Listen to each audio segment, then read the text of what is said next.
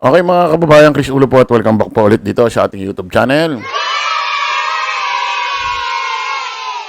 Okay ito mga kababayan, mga ka-analyst, ngayong araw ho na ito nagsampa ho ng kaso. Ito hong si dating Senador Antonio Trillanes. Dito ho sa grupo ho ni Attorney Baligod, dating Congressman Mike Defensor. At dito ho sa 18 ex-sundalo or ex-marine. Dahil ho sa mga ginawa ho nilang expose na kung saan ay paninira ho kay dating Senador Antonio Trillanes. Ito ho mga kababayan, basahin ho natin. They stand to benefit the most sa pangyayaring ito.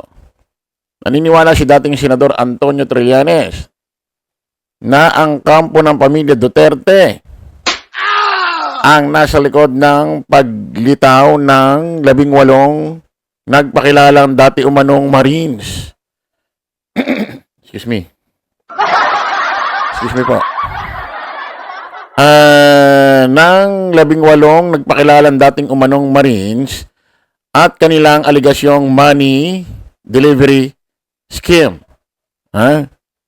Kabilang si Trillanes sa mga idinawit ng grupo sa umano'y panunuhol sa mga investigador ng International Criminal Court or ICC. Unang-una, they stand to benefit most dito sa pangyayaring ito. Tapos marami nang nakalap na ebidensya, impormasyon na nagtuturo sa grupo nila saad ng dating senador. Nagayon si Trillanes ng cyber libel at perjury complaints laban kina Attorney Libito Baligod, 18 umano'y ex-marine, dating Congressman si Mike Defensor, Jason Sa. Kasama pala ito si Jason Sa. Laging present Dating NTF LCAC spokesperson Lorraine Baduy at vlogger na si Cathy Binag. Aba, marami pala. Oo, ano pala ito? Tawag dito, full cash pala ito. Mga kilala pala mga DDS ito, mga kababayan. Bukod sa 18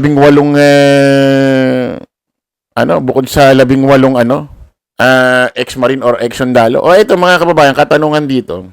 Bigla na lang kasing sumulpot ho ito. Na dyan ho sa ginawang press conference ho ni Attorney Baligod. Ang tanong, sino ang kumausap dito para lumabas sila? Ako naniniwala ko hindi po pwedeng wala man lang kumausap dito. Ano yun? Nagising na lang sila bigla ng isang araw at pare-parehas ang utak isip nila na kailangan na natin lumabas.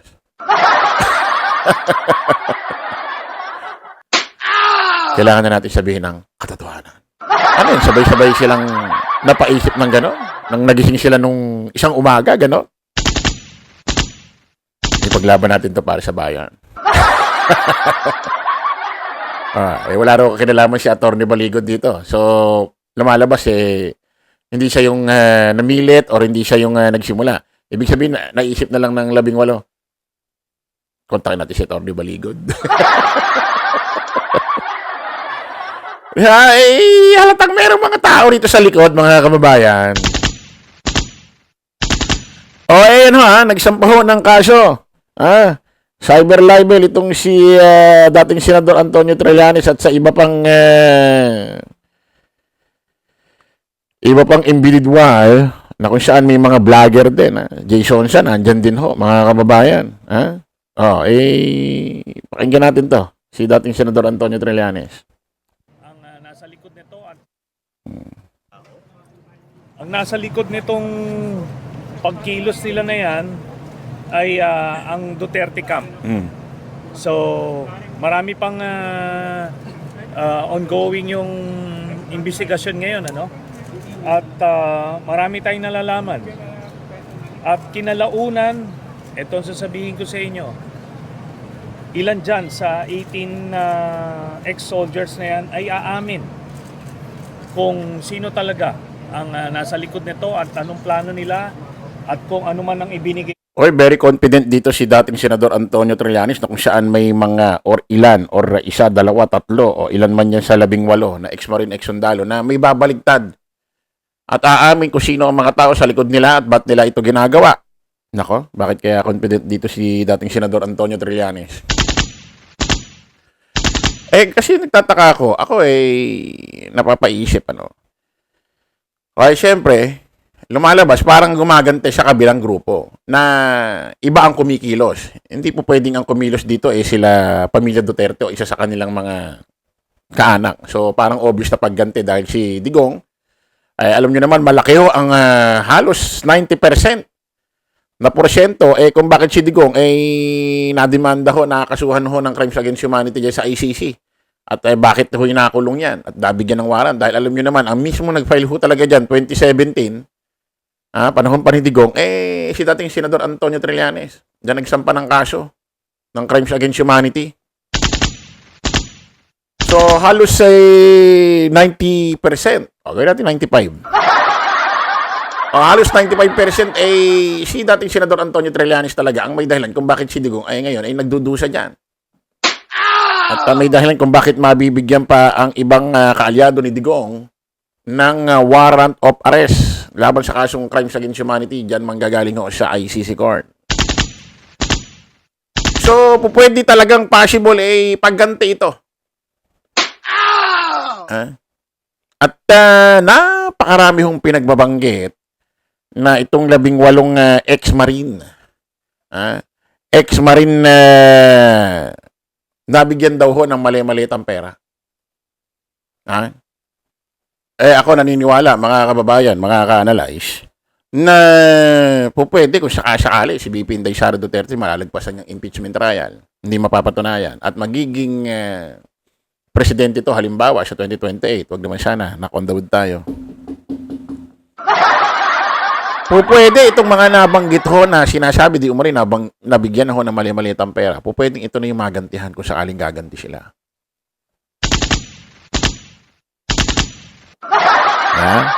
Tuloy natin. Isa kanila para kapalit nitong paglabas sila doon sa press con. So, may nagpahayag sa inyo na masasabi ng gano'n? Lalabas na lang yan. Lalabas na lang. Antayin nyo yan. Ganun talaga. Doon talaga uuwi yan. Sir, paano niya nasabi na Duterte ka? Meron po kayong initial evidence? Yes. Meron tayong... Unang-una, they stand to benefit most dito sa pangyaring ito. Tapos, marami nang nakalap na ebidensya, impormasyon na nagtuturo doon sa grupo nila. Basta kinalaunan po, antayin nyo lang, lalabas kung ano talaga ang...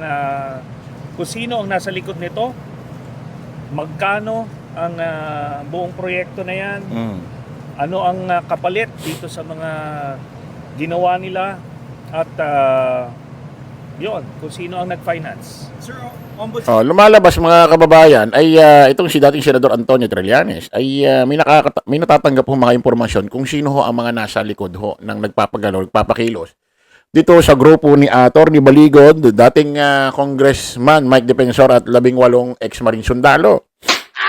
At naniniwala siya Duterte Camp daw. Masasabi natin, opinion natin dyan mga kababayan, possible talaga may nagpapagalaw dyan. Ayoko naman sabihin na talagang pamilya Duterte nagpapagalaw dito dahil si Digong nagdudusa dyan, BP Inday Sara Duterte nalalagay na sa alanganin dahil mukhang malalagpasan talaga ang impeachment case dyan ho sa House of Representatives at mapupuntang Senate at magiging impeachment trial. So nalalagay na sila sa alanganin mga kababayan, kaya may mga gumagalaw na. Kumbaga sige, lalagay nyo kami sa kumunoy, sisiraan namin kayo, damay-damay na. Ito sabi ho ni Mike Defensor, pakinggan ho natin. Pinapalabas nila na politika. Well, kung meron silang interpretasyon ng politika, bahala sila. Pero ang importante rito, ano ba yung katotohanan doon sa sinabi? Si Saldico nagsalita. Sabi nila si Saldico magnanakaw. May kaso sila. Mga kasamahan ni Saldico to Kung yung sindikatong sinasabi nila na ito yung hepe ng sindikato, ito na yung mga galamay, nagsasabi dito namin dineliver yung pera, dito napunta yung pera, Eh bakit naman nila sasabihin na hindi na naman totoo? Yun ang hindi ko rin maintindihan. Napakaganda ng mga binabanggit ng mga taong to, including Sergeant Cotesa, when his first... Hindi naman ibig sabihin porkit tauhan talaga sila totally ni Saldico, nangyari yan. Malay mo, wala na si Saldico, tapos wala na mga trabaho ito, dahil wala na si Saldico, sino pa babantayan nila? Nawalan sila ng hanap buhay. Malay mo, may kumausap sa kanila, umargila sa kanila. Binigyan sila ng presyo para sumakay doon sa gagawing istorya. Dahil po pwedeng may maniwala, dahil dati silang tauhan ni Saldico. Di ba?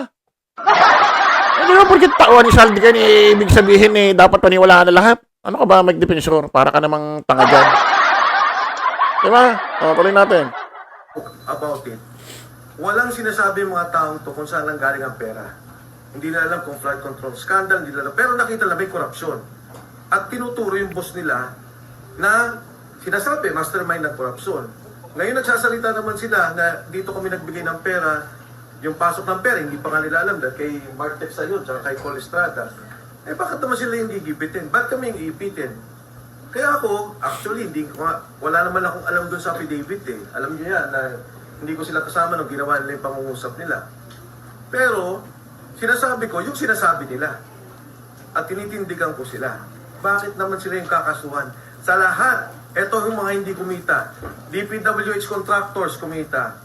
DPWH officials kumita. Senador, sinabi, di ba, may mga pangalan na dati. Congressman. Hindi, kaya sila dinimanda ni dating Senador Antonio Trillanes kasi gumawa ho ng istorya. Gumawa ho sila ng istorya, statement or affidavit na kung ano na itong si dating Senador Antonio Trillanes ay nabigyan daw ho ng $2 million ni Saldico at sila nag-abot. Para ho sa magiging pondo, panggastos ho sa mga papasok ho rito ng mga ICC personnel na investigador. Diba? Hindi lang basta ahensya ang pinagbintangan nila. Mismong tao. Isa ho sa pinaka mabigat ho na mga paratang nila, napakarami hong individual ho na politiko na nabigyan daw ng mali-malitang pera. Ang nakakapagtaka doon, bakit nga kahit isa doon na politiko, wala man lang kaalyado sila, BP Sarat, sila Digong. Bakit puro kampi sa administrasyon at mga kasali doon, parang may mga kinalaman sa impeachment? Impeachment hearing or gagawing trial. Bakit puro yun ang kasali? Kahit isa wala man lang naligaw na kaibigan ni Digong o kaalyado? Ano yun? Bakit parang kayo na lang lagi ang walang bahid na korupsyon? Ay, nako. Ito pa nakakatawa mga kababayan, mga ka-analyze. Matindi ho ito kasing perang pinag-uusapan na di umano hinatid ng mga tawag dito ng mga ex-marine or ex-sundalo sa iba't ibang politiko. Matindi ho Nasa 800 billion mahigit. Ganong karami. Kulang-kulang 1 trillion na yun na. Okay, pakinggan nyo to mga kababayan, mga ka-analyze, kung ano ang sabi ho rito ni Senador at namumuno ho dyan sa Blue Ribbon Committee na si Senador Pampilo Lacson. Pakinggan natin. Kung kwekwentahin ay kaduda-duda para kay Senador Ping Lacson ang pahayag ng 18 nagpakilalang dating sundalong naging empleyado umano ni Zaldico. Ayon kay Lacson, kung ipagpapalagay na totoo ang sinabi nilang nag-deliver ng 805 billion pesos ng nakamaleta, kahit anya 24 oras na magtrabaho ang mga nag-deliver, ay aabutin sila ng 5 taon. Para tapos yan. Kabilang dyan ang pagbubuhat, pagbibilang, pagbabalot, at pagde-deliver ng pera. Kung sinimulan anya nila ito noong 2023, ay sa 2028 pa sila matatapos. Kinwestiyon din niya kung magkano ang Isipin mo, 18 sundalo lang. Magdi-deliver sa iba't ibang politiko, lahat-lahat ng lahat-lahat ho ng kanilang inaakusa na hinatira nila. Kasama na ho dyan sila Saldico, sila PBBM, dating Speaker Martin Romualdez, at kung sino-sino pa. Nasa mahigit 800 billion mahigit. 18 lang kayo. Aabutin daw ng 5 taon.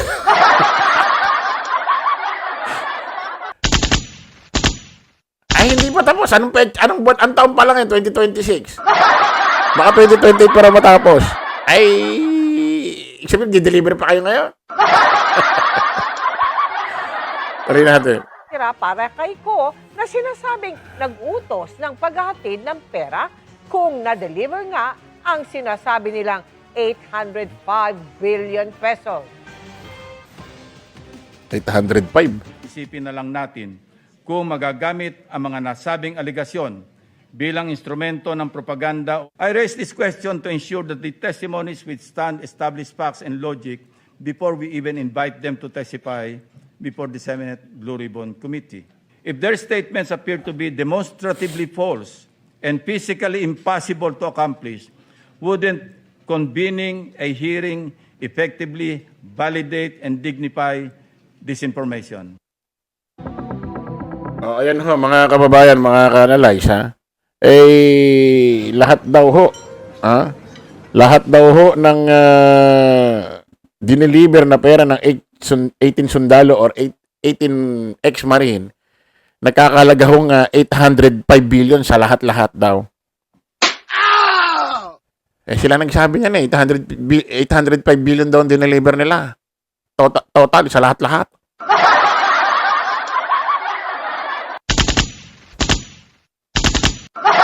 18 lang sila. Yun ang sabi ni Senador Pampilo Lacson kung sakaling magkakaroon ng imbestigahan ho dyan sa Senado. So, update ho tayo rito, mga kababayan, dito sa ginawang pagkaso ni dating Senador Antonio Trillanes. Ang pinagtataka ko lang, ang dami ng kinasuhan ni dating Senador Antonio Trillanes. Katanungan ko lang naman ito, ha. Ang dami na kinasuhan nito mga nakaraang taon pa, si Pulong, si Bongo. Ang dami ng... Bakit parang wala namang umaandar? Ba't parang wala namang umaandar? Parang wala namang nangyayari. Di ba, napansin nyo na mga nakaraang taon pa, nagsampa siya kay Pulong, nagsampa siya kay Bongo. Ba't parang walang update? Parang wala nangyayari. Ano ba nangyayari dyan? Tingnan natin kung anong mangyayari kasi nagsampa siya ng kaso, pero may isang tumama, ano? Yung, to be fair naman, may isang tumama, ano? Yung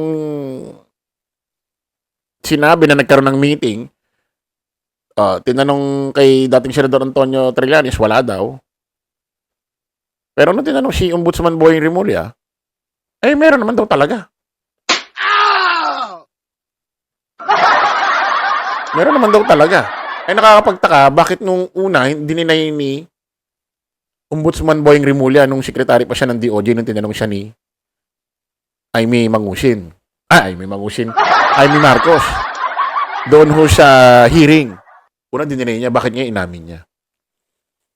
So, hindi pa rin natin alam kung sino ho nagsasabi ng totoo. Kung si dating Senador Antonio Trillanes o ito si Ombudsman Boying Rimulya. May tumama eh. So, lumalabas parang may sinasabi silang totoo. Pero according kay Ombudsman Boying Rimulya, hindi naman daw porkit totoo yun. Ibig sabihin lahat ng nasa affidavit, totoo na. No. Nakakapagtaka, bakit hindi inamin ni Senador Antonio Trillanes? Okay, kita ulit tayo sa panibagong vlog. Update tayo dyan. Bye-bye po.